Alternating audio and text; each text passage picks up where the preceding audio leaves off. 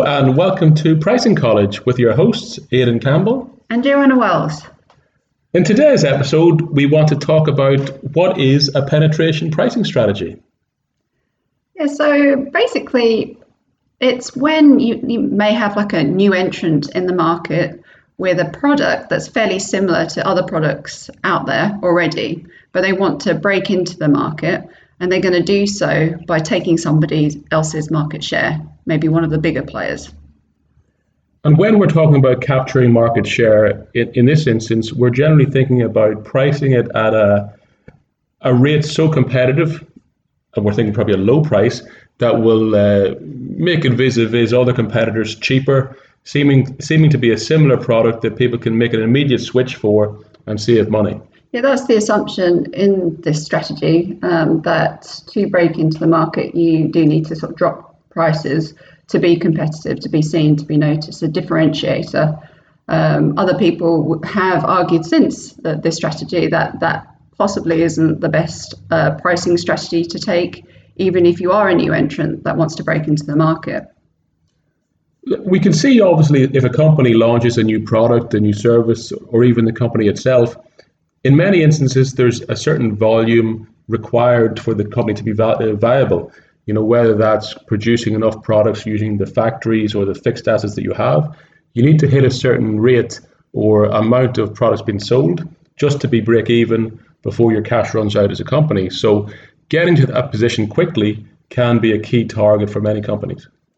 Yeah, but market differentiation isn't always based on price. It's based on, you have to firstly think about the product innovation. You need to know that your product, albeit similar to other people's product, has to have an edge, a difference to capture people's attention. And then think about the pricing, because research has also shown by dropping pricing too low, you don't necessarily break even and get the numbers that you want, because not everybody buys on price, they buy on value. Yeah, I think from my perspective, if you think about a marketing approach, a lot of people may think their product is great, it's better than other ones in the market, and if people get a taste of it, a taster, they might, they will continue with it in the future. And so giving them that, whether it's a loss leader is a different question, but a very competitively priced, low-priced offer for the introductory phase to get that mass market testing experience, they may think that will lead to longer term referrals, longer term sales, and more a wider market who can review it, etc.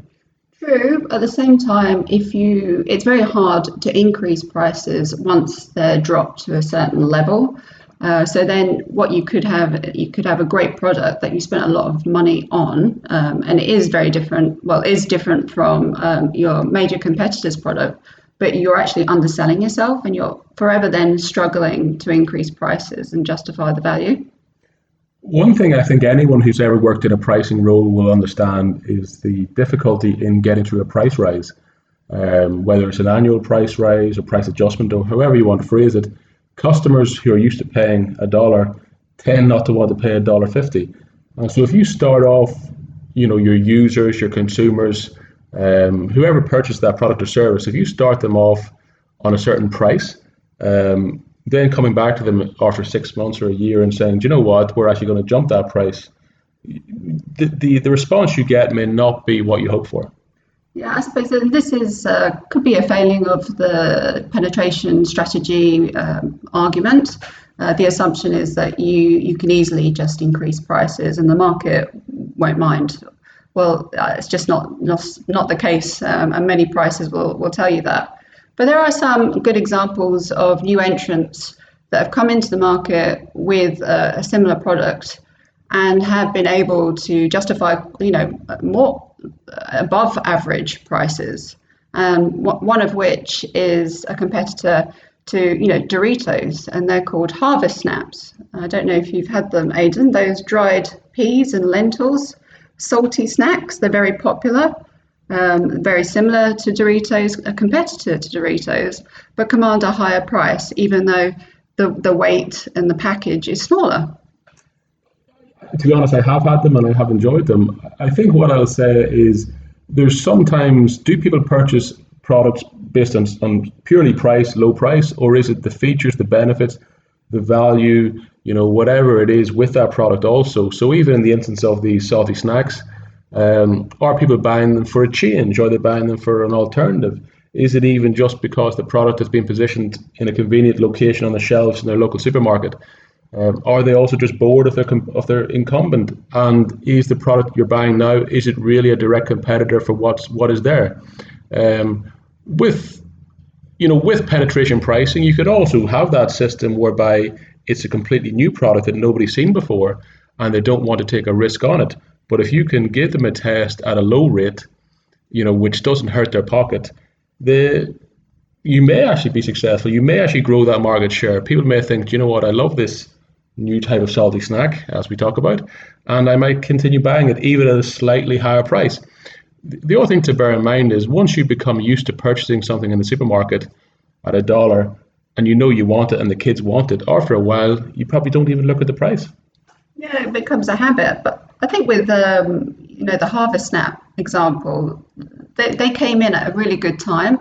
Consumer sentiment now is much more in favour of healthy eating. People still, however, love salty snacks. We know that obesity is still on the increase. People are still consuming fatty goods. At the same time, people want healthier alternatives. So that came in on that sort of zeitgeist, and they were able from there to claim that additional price premium, and at the same time take market share, which is the objective of a penetration pricing strategy. I think in all things pricing in business, you have to really consider why you're doing something. What is the strategy behind it? And then once you have the strategy, then you look at the tactics to implement. There's no right answer, but you have to know why you're doing it and what you want to achieve from it. Penetration pricing sometimes can go alongside, market share objectives, where a lot of companies still have, it's almost like a chest beating concept where they want to have the largest share in that market, and that's the point of pride, even if they're losing money. You'll see that in any industry, from the auto industry traditionally to pretty much anything. So yeah, it's what does your company want to achieve, and is this tactic, is it a suitable tactic, and does it work? That's right. You can't just apply a strategy verbatim, as they say. You've got to customize it and look at the market. The market and your customer base will really tell you how you should customize any sort of theoretical strategy. I think I'll finish up by saying, if you've got a product or service that is a really great service that people really want, that will improve their lives and give them value, selling it at too low a price, that can't be the right idea. Unless you really have to get acceptance, or people have something holding them back from trying it, and price is what's holding them back. If that's what your market intelligence tells you, potentially that's the right option. Otherwise, I'd always ask, just ask some more questions. And this is what prices do, looking at optimal pricing. What is the best price? Yes, it could be low, but does it have to be the lowest? And that's the question. And this is what you've got to test. But don't test with the rock bottom price first, because you'll find it incredibly difficult to get your price back up. And then you'll forever be thinking, I've undersold myself. I think we'll leave it there today. So we'll say thank you very much. Yeah, thanks a lot.